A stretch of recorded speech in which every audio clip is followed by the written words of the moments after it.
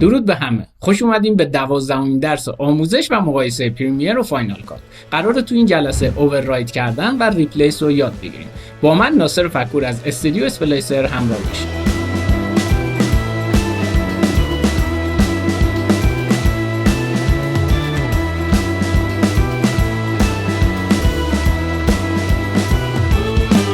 در ابتدا ابزار رنج سلکشن رو انتخاب کنید و بعد یه بخشی از کلیپ رو سلکت کنید. حالا از داخل پنجره براوزر یک کلیپ رو سلکت کنید و بعد روی آیکون اووررایت کلیک کنید یا میتونید از شورتکات دی برای این کار استفاده کنید. می‌بینید با زدن اووررایت کلیپ تو اون محدوده زمانی که رنج سلکشن انتخاب کرده بود اووررایت میشه و به هیچ چیز دیگه داخل تایملاین دست نمیخوره. حالا با زدن کامند زد آندو کنید.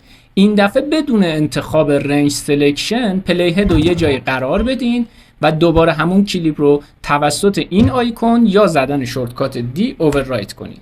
میبینید اندازه کلیپ اووررایت شده دقیقاً همون چیزیه که داخل پنجره براوزر وجود داره و بدون اینکه کلیپ های دیگر رو به جلو هول بده روی اونها اووررایت شده. خب بریم سراغ ریپلیس کردن. تو درس‌های قبلی گفته بودیم که با درگ کردن موس و نگه داشتنش روی یک کلیپ علامت مثبت سبز رنگی که کنار موس ظاهر میشه به نشانه ریپلیس کردنه. خب رو همین حالت موس رو رها می‌کنیم، گزینه‌های ریپلیس برای ما ظاهر میشه. با زدن ریپلیس چون کلیپ انتخاب شده کوتاه‌تره مابقی به اون میچسبن. برای آندو کردن از شورتکات کامند زد استفاده می‌کنیم. بریم سراغ گزینه بعدی یعنی Replace from Start. زمانی که این گزینه رو بزنید هیچ دستی به اندازه تصاویر داخل تایملاین نمیخوره. ابتدای کلیپی که انتخاب کردین روی تایم شروع این کلیپ ریپلیس میشه. حالا برای رفتن به گزینه بعدی یه تصویر دیگر رو درگ کنید و روی Replace from End کلیک کنید. این بار میاد انتهای کلیپی که انتخاب کردین رو روی تایم پایان این کلیپ ریپلیس میکنه. یعنی در واقع انتهاش اینجا میمونه و مابقی رو هر چقدر که اضافه داشته باشه از این طرف کم میکنه تا هم اندازه این کلیپ داخل استوری لاین بشه. خب بریم سراغ گزینه بعدی. یک کلیپ دیگر رو دوباره درگ کنید، دوباره نگه دارید تا ریپلیس ظاهر بشه. خب گزینه ریپلیس with retime to fit.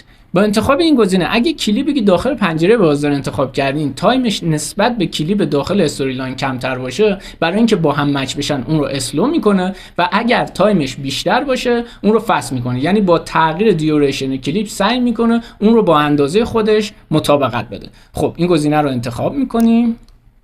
میبینید به دلیل اینکه تایم این کلیپ کمتر بود 62% اونو اسلو کرد و اگه بالعکس این قضیه اتفاق بیفته مثلا با زدن شورتکات کامند زی آندو کنید یک کلیپی که فکر میکنید طولانی تره رو دوباره روی این کلیپ ریپلیس کنید. ریپلیس with retime to fit رو بزنید. میبینید که این دفعه کلیپ رو فست میکنه تا به اندازه کلیپ داخل استوری لاین برسه. با ریپلیس کردن به این روش تمام تغییراتی که روی کلیپ قبلی اعمال کرده بودیم، حالا افکت یا فیلتر رنگی یا کی فریم هایی که داده بودیم، روی کلیپ جدید هم ریپلیس میشه. یه روش دیگه هم برای اووررایت کردن وجود داره، اونم با استفاده از ابزار پوزیشنه که میتونید از طریق منوی ابزارها یا زدن شورتکات پی اونو انتخاب کنید. تو درس‌های قبل گفته بودیم زمانی که ابزار پوزیشن رو انتخاب کنید میتونید با نگه داشتن تیلا یک کلیپ رو از استوری لاین خارج کنید. حالا اگه بخوایم این کلیپ رو روی مابقی اووررایت کنیم به راحتی میتونیم اونو درگ کنیم و هر جا که خواستیم رها کنیم. با زدن شورتکات کامند منفی تایملاین رو زوم بک کنید. تو درس‌های قبلی دیده بودیم زمانی که یک کلیپ رو درگ می‌کنید و در فضای خالی استوری لاین رها می‌کنید به صورت اتوماتیک به آخرین کلیپ میچسبه. اما حالا با انتخاب ابزار پوزیشن زمانی که کلیپ رو درگ کنید و در هر قسمتی از استوری لاین که رها کنید به صورت اتومات یک گپ ساخته میشه. این بستگی به شما داره که کدوم روش رو انتخاب کنید. از مگنتینگ بودن استوری لاین استفاده کنید یا اینکه کلیپ ها رو خارج از اون مشابه نرم افزارهای دیگه تدوین کنید. بریم سراغ پریمیر.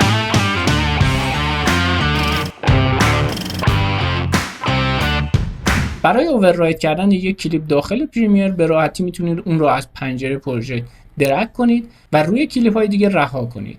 می‌بینید که برخلاف فاینال کات نیازی به تغییر ابزار یا شورتکات دیگه‌ای نداره و به راحتی کلیپ روی مابقی اووررایت میشه. خب با زدن شورتکات کامند زد یا کنترل زد آندو میکنیم. همچنین میتونید یک کلیپی که داخل خود تایملاین هست رو مابقی اووررایت کنید. به راحتی میتونید اون رو درگ کنید و هر جا که خواستین رها کنید. برای اینکه بتونید فریم به فریم کلیپتون رو روی کلیپ بعدی اووررایت کنید، میتونید با نگه داشتن کامند و زدن فلش جلو فریم به فریم روی کلیپ بعدی اووررایت کنید، یا همزمان با نگه داشتن کامند و شیفت سرعت اووررایت شدن رو بیشتر کنید. یعنی در واقع حرکت با تعداد فریم بیشتری انجام میشه. بریم سراغ ریپلیس کردن. یه محدوده زمانی رو با استفاده از شورتکات اینپوت و اوتپوت از داخل پنجره سورس انتخاب میکنید و حالا با نگه داشتن آپشن اونو درگ میکنید و روی کلیپی که میخواید ریپلیس بشه نگه میدارید. میبینید که مشابه فاینال کات علامت مثبت سبز رنگ به نشانه ریپلیس ظاهر میشه. موس رو رها میکنید. میبینید بدون اینکه هیچ سوالی از شما بپرسه، برخلاف فاینال کات هیچ گزینه رو در اختیار شما نمیذاره و مستقیما اون محدوده‌ای که انتخاب کردین رو از ابتدای کلیپ برای شما ریپلیس میکنه و اگه تایم محدوده انتخابی شما کمتر باشه به صورت اتومات اونو اضافه میکنه. حالا از انتهای کلیپ این انتخاب رو انجام بدیم. مثلا این بخشو دوباره با نگه داشتن آپشن یا آلت اونو درگ کنیم و روی کلیپمون ریپلیس کنیم. میبینید به دلیل اینکه تصویری در انتهای کلیپ وجود نداره، اینجا رو به حالت هاشور زده نشون میده. در حالی که فاینال کات با تغییر دیوریشن کلیپ انتخاب شده، یعنی اسلو یا فست کردن، اندازه اون رو با کلیپی که داخل تایملاین وجود داره مچ میکنه و به راحتی این کار رو انجام میده. تمام تغییراتی که روی کلیپ انجام داده باشین زمان ریپلیس شدن به کلیپ جدید انتقال پیدا میکنه. مثلا این کلیپ رو سلکت کنید و بعد به پنجره افکت کنترل برید. میبینید که چند کی فریم اینجا وجود داره که با حرکت دادن پلی هد تغییرات اون رو میتونیم در پنجره ویو ببینیم.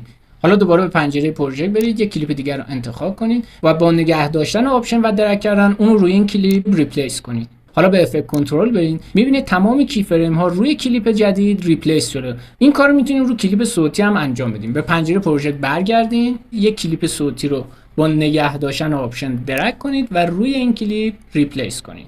ببینید تمام تغییرات و کی فریم هایی که روی کلیپ قبلی بود روی کلیپ جدید هم اعمال میشه. این هم از ریپلیس و اووررایت کردن داخل پریمیر. به مرور با یاد گرفتن تکنیک ها، ابزارها و شورتکات های مختلف، سرعت و کیفیت کار شما در تدوین بالا میره. برای حمایت ما این ویدیو رو با دوستاتون به اشتراک بذارید، لایک، کامنت و سابسکرایب فراموش نشه و برای اطلاع از ویدیو جدید زنگوله رو بزنید.